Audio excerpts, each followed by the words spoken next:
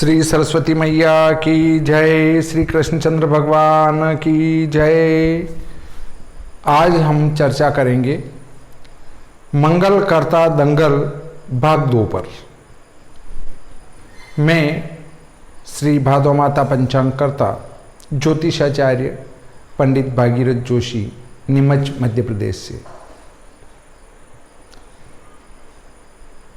विश्व सायन लग्न सारिणी, विश्व दिनमान सारिणी, विश्वोपकानयनम, भविष्य फल मार्तंड आदि पुस्तकों का लेखक।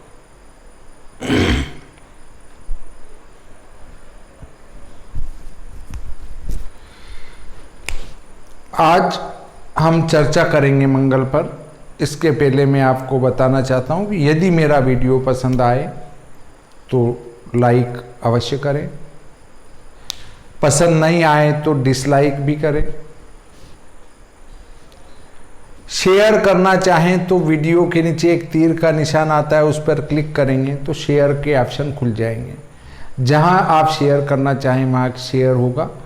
वीडियो चल रहा है और यहां लाल कलर में लिखा आता है सब्सक्राइब, उसको दबाएंगे तो सब्सक्राइब हो जाएगा। फिर उसके साथ ही एक बेल आइकन खुलेगा, उसको दबाएंगे तो जितने भी वीडियो में डालूंगा, डालते ही सीधे आपके पास सूचना आ जाएगी। इसलिए वीडियो को सब्सक्राइब करना न भूलें। साथ ही आप कमेंट बॉक्स में कमेंट करते हैं तो अपना नाम और स्थान का उल्लेख अवश्य ही करें, ताकि मुझे भी ये पता रहे कि आप कहाँ से बोल रहे हैं और आपके नाम का पता भी रहे। कुछ से तो मैं पूछता हूँ कि आप कहाँ से हैं, फिर भी आप अपना नाम और साथ में स्थान भी लिखेंगे तो बड़ा अच्छा लगेगा और दूसरों से भी आपका परिचय बढ़ेगा कि वहाँ के विद्वान ने ये कमेंट किया था। अब चर्चा करते हैं हम मंगल कर्ता दंगल भाग 2 पर कि मंगल कैसे अशुभ होता है। मंगल को लेकर सभी भयभीत रहते हैं। क्यों रहते हैं? क्योंकि ये द्विविवाह योग बनाता है। एक जीवन साथी का को नष्ट करता है और फिर दूसरा विवाह करवाता है, इसलिए लोग भयभीत रहते हैं। परंतु वस्तुतः मंगल कभी कभी ऐसा नहीं करता है,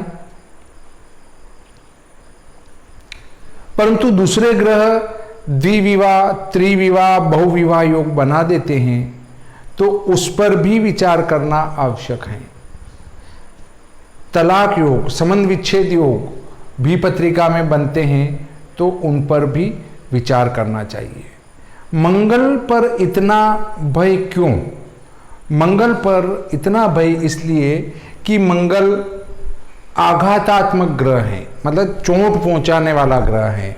वो एक तो छठे भाव का अधिपति, एक मंगल, एक केतु और आंशिक रूप से सूर्य। ये पूरा आघात नहीं पहुंचाता सूर्य, आंशिक। तो ये आघातात्मक ग्रह हैं और षष्ठेश मंगल केतु, इनसे अधिष्ठित राशि के स्वामी भी आघातात्मक ग्रह हैं। ये चोट पहुंचाने वाले ग्रह हैं। तो जहां देखते हैं, जहां बैठते हैं, वहां चोट पहुंचाते ही पहुंचाते हैं। जीवन साथी के भाव को देखेंगे तो जीवन साथी को चोट पहुंचाएंगे, अर्थात उसकी हानि करेंगे। इसलिए मंगल का विचार प्रथमतया कर लेना चाहिए, परंतु उसके पत्रिका का समग्र अध्ययन करने के बाद ही किसी निर्णय पर पहुंचना चाहिए। सीधे आप निर्णय पर पहुंच जाते हैं तो उससे एक अच्छा लड़का या एक अच्छी लड़की आपके हाथ से निकल जाती है। अगली चर्चा में हम चलते हैं कि मंगल यदि एक पहले स्थान में बैठा है तो वो 7वें स्थान को पूर्ण दृष्टि से देखता है, जीवन साथी के भाव को, और वहां चोट पहुंचाकर उसका नाश करता है। इसलिए लग्न में बैठा हुआ मंगल हल्का माना गया है।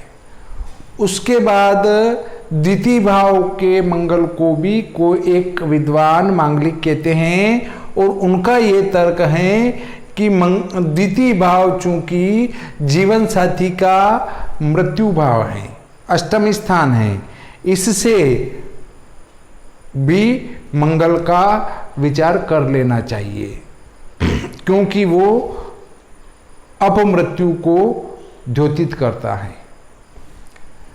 परंतु इसको सभी विद्वानों ने मान्यता नहीं दी है। इसके बाद आते हैं चौथे भाव में बैठे हुए मंगल की पूर्ण दृष्टि सातवें भाव पर जाती है, चौथी दृष्टि, तो इससे जीवन साथी की हानि होने की संभावना बनती है।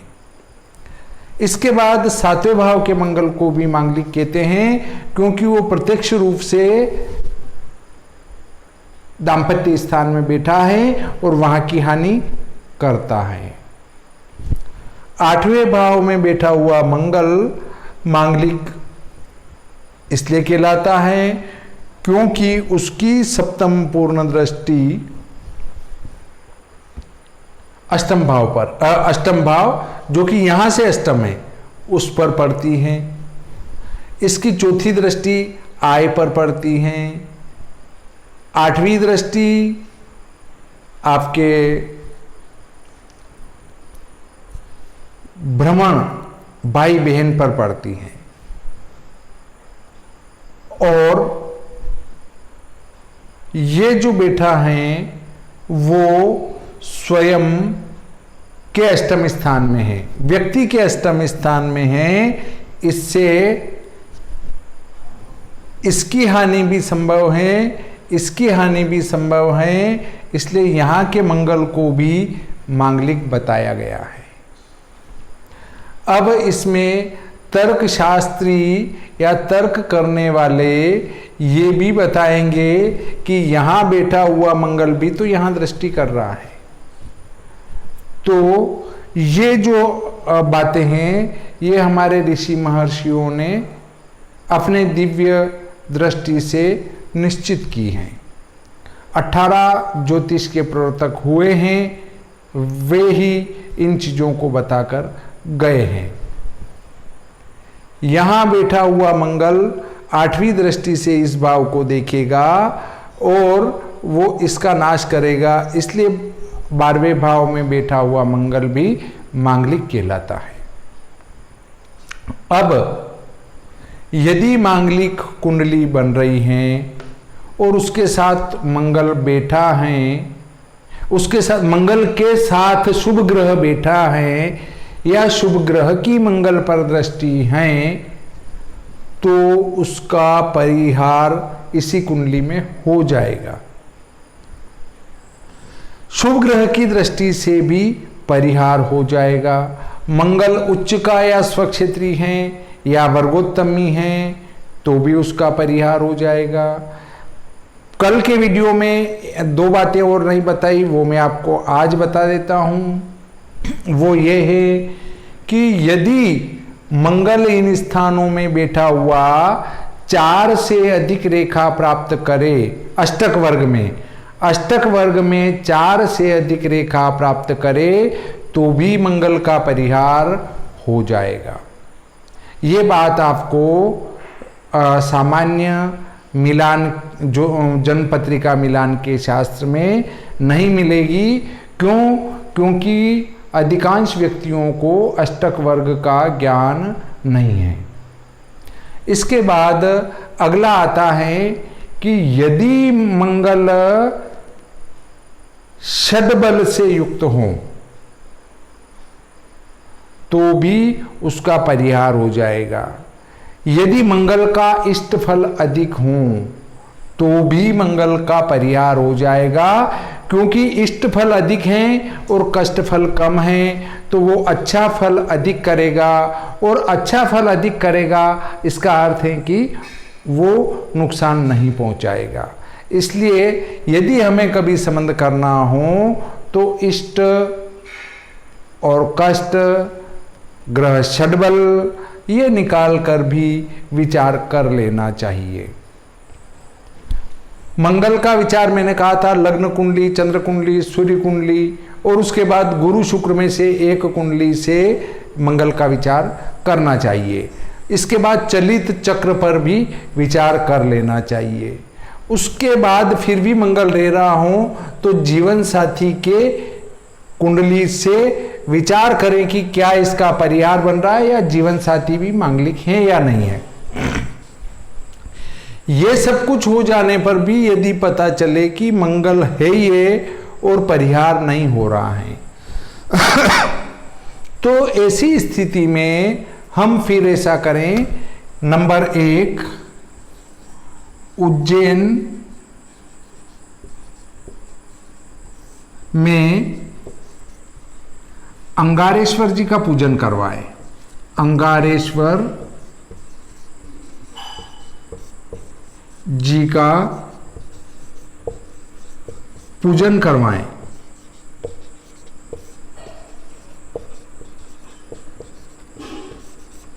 उज्जैन में अंगारेश्वर जी कहाँ पर हैं ये बता देता हूं मैं। एक किनारे पर सिद्धवट हैं और दूसरे किनारे सामने वाले पर थोड़ा सा आगे चलने पर अंगारेश्वर जी हैं। अंगारेश्वर जी का पूजन मंगलवार में या मंगल के नक्षत्रों में किया जाता है। अंगारेश्वर जी का पूजन कर लेने के बाद भी इसके दोष की शांति हो जाती है। नंबर 2 पर मंगल की वस्तुओं का दान। मंगल की वस्तुओं का दान, मंगल की वस्तुओं का दान करें, अर्थात लाल कलर की वस्तुओं का दान करने से भी मंगल की शांति हो जाती है। मूंगे का दान भी कर सकते हैं।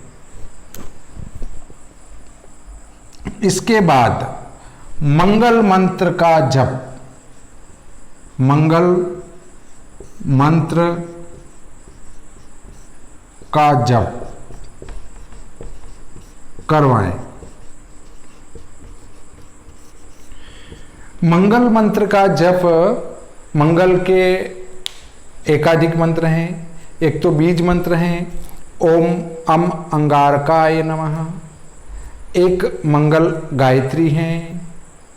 उसके बाद मंगल का तांत्रिक मंत्र हैं। उसके बाद आपका मंगल का वैदिक मंत्र हैं। तो मंगल के वैदिक मंत्र का जप करना सर्वाधिक अच्छा है और वही सबसे अधिक और अच्छा फल प्रदान करता है। इसलिए मंगल के वैदिक मंत्र का जप करवाना चाहिए। अब जप की विधि में आपको बताता हूँ। जप करने से पहले संकल्प आवश्यक है कि मैं इस कार्य की सिद्धि के लिए मंगल के जप कर रहा हूँ। मंगल के जप कितने होंगे इस पर भी मैं आपको बताता हूँ कि मंगल के जप संख्या बताई गई है 10,000। मंगल मंत्र जप संख्या 10,000। 10,000 मंत्र के जप होते हैं तो आहुति लगेगी इसकी दशांश अर्थात 1,000। उसके बाद तर्पण होंगे इसके दशांश अर्थात 100। उसके बाद मार्जन होंगे 10। उसके बाद ब्राह्मण भोजन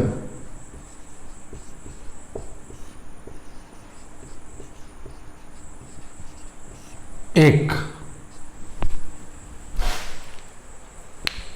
ये सारा कार्य करने के बाद ही आपको कोई भी मंत्र फल देता है। मंगल का मंत्र ही नहीं, कोई भी मंत्र इस प्रकार से आप जप करेंगे तो वो आपके लिए फलीभूत होगा, अन्यथा पूरा फल नहीं देगा। अब आप कहेंगे साहब ब्राह्मणों के पास तो बहुत है, ब्राह्मणों को भोजन क्यों कराएं? तो भैया आपको जो जमे उनको भोजन करवा देना। और जब भी आप जप करवाना हो तो भी आप गरीबों से जप करवा लेना, ब्राह्मणों से मत करवाना। बहुत सारे ब्राह्मण विरोधी भी हैं। तो कहते हैं कि राख में आहुति देने से फल की प्राप्ति नहीं होती है। ब्राह्मण अपने जो कार्य हैं, नित्य का दैनिक जप तप हैं, अर्थात मुंह की शुद्धि, वचन की शुद्धि, खान पीन की शुद्धि, इन सब से युक्त होने के कारण उसमें देवत्व विराजमान होता है। इसलिए ब्राह्मण को भोजन कराना चाहिए। अब आप कहेंगे फिर गरीब को नहीं कराएं? भाई आपकी जप संख्या के अनुसार एक ब्राह्मण को भोजन करा दो और आप 100 गरीबों को भोजन करा दो। 100 गरीबों में एक ब्राह्मण को कराएंगे तो आपका कोई नुकसान नहीं होना है। फिर भी आपको लगे कि साहब मैं तो सभी गरीबों से कराऊं, तो आप बिल्कुल अपने हिसाब से फ्री हैं, उस पर किसी का कोई प्रतिबंध नहीं है। गरीब से भी जप और जप भी गरीब से करवा लें, सब कुछ गरीब से भी करवाया जा सकता है कि साहब हम तो गरीब से करवाएंगे, तो इसमें ऐसी कोई दिक्कत वाली बात नहीं है। और इसमें आगे चलते हैं तो कलयुग में 6 गुना जब बताया गया है, तो कलयुग के अनुसार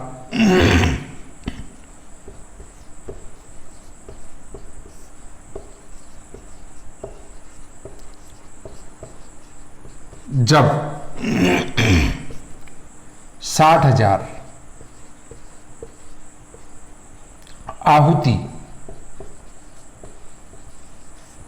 आहुति 6,000, उसके बाद तर्पण 600, मार्जन 60 और ब्राह्मण भोजन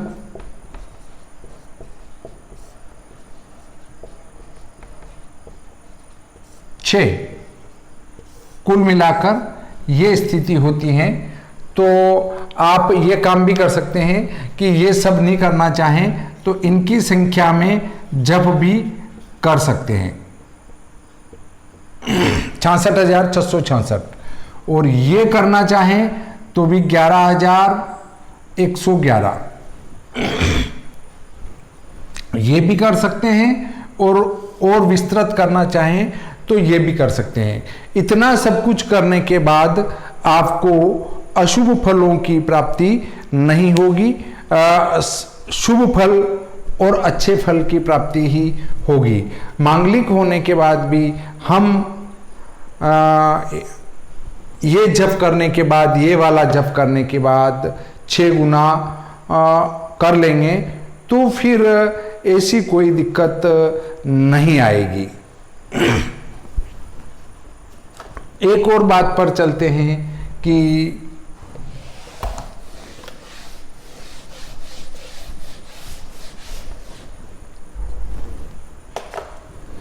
जप पूरा हो चुका है, जप पूरा होने के बाद जप जहां तक चलता है वहां तक यजमान भी व्रत आदि के नियमों का पालन करे। नहीं तो पंडित जी जप कर रहे हैं और हम तो 3 टाइम भोजन कर रहे हैं, तो वो नहीं चलेगा। आपकी तरफ से जप वो जरूर कर रहे हैं, पर आपको भी व्रत के नियमों का पालन करना पड़ेगा, तो ही आपको फल की प्राप्ति होगी, अन्यथा फल की प्राप्ति नहीं होगी। जप हम करा रहे हैं तो क्यों फल प्राप्त नहीं होता है? फल इसलिए प्राप्त नहीं होता है कि या तो जप हुए नहीं, प्रथम 1 नंबर। 2 नंबर पर जप हो गए तो जप करने वाले की मुख शुद्धि नहीं थी। मुख शुद्धि होना आवश्यक है। यदि जप करने वाला कोई अन्य है, माना ब्राह्मण नहीं है, कोई दूसरा है, वो शराब, मीट, अंडे आदि का सेवन करता है, तो जिस मुंह में आसुरी पदार्थ जा रहे हैं उस मुंह से आप जप करेंगे तो आपको वो कभी नहीं फलेगा। और हाँ, बहुत सारे ये भी करते हैं कि 8 दिन पहले खा लिया तो वो भी आपके पेट में रहता है। जो हम खाते हैं उस आज खाए हुए का 49 दिन तक पाचन होता है। जो आज हम खाते हैं वो 49 दिन तक हमारे पेट में रहता है। तो जिस दिन आपने अंडा खाया, मछली खाई, मांस खाया, शराब पिया, उसके बाद आप 49 दिन तक जप अनुष्ठान आदि के अधिकारी नहीं होते हैं। तो प्रथमतया तो जप के पूर्व अपनी शुद्धि पर पूरा बल दें, उसके बाद ही आपको फल मिलेगा। हाँ, पंडित जी जप कर रहे हैं और अपन खा रहे हैं तो भी फल नहीं मिलेगा। 49 दिन की शुद्धि होना आवश्यक है। जप करने के बाद खा रहे हैं तो जप कर रहे हैं उस समय वह देव हमारे अंदर विद्यमान होता है। अंदर कैसे विद्यमान होता है वो बताता हूं। हम जो मंत्र जप करते हैं उसका न्यास करते हैं शरीर में। न्यास का अर्थ है कि वो शरीर मंत्रमय हो गया, और शरीर मंत्रमय होने का अर्थ है कि वो देवता हमारे अंदर विराजमान हो गए।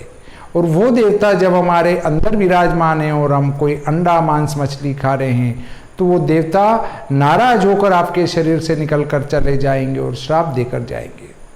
इसलिए इन चीज़ों का परहेज होना बहुत ही आवश्यक है। मंगल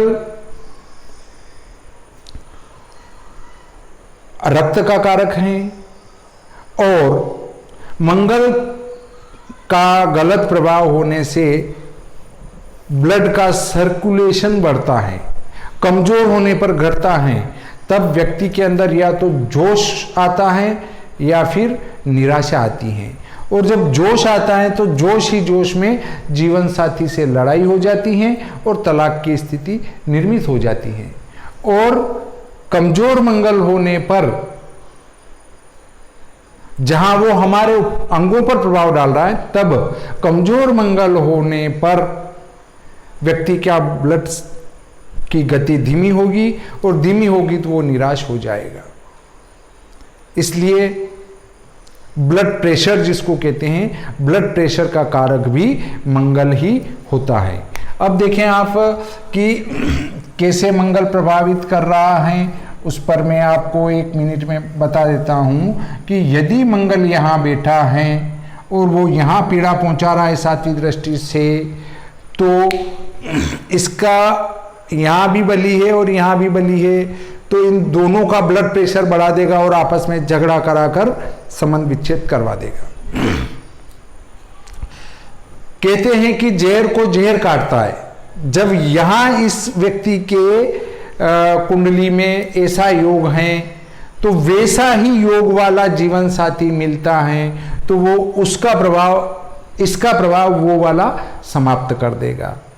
तो इस प्रकार आप मेरे 2 वीडियो देखकर ये समझ चुके होंगे कि किस प्रकार से मंगल का दोष होता है, किस प्रकार से मंगल का दोष समाप्त हो जाता है, और मंगल से हम कितने भयभीत हैं। वास्तविक रूप से देखा जाए तो मंगल से भयभीत होने की कहीं से कहीं तक कोई आवश्यकता नहीं दिखती है। बिना भयभीत हुए हम मांगलिक पर अच्छी प्रकार से किसी विद्वान ज्योतिषी को कुंडली दिखाकर वास्तविक निर्णय पर पहुंच सकते हैं। नहीं तो ऐसी स्थिति में एक बहुत ही बढ़िया लड़का था, परंतु चूंकि उसको हमने इसलिए छोड़ दिया कि वो मांगलिक था।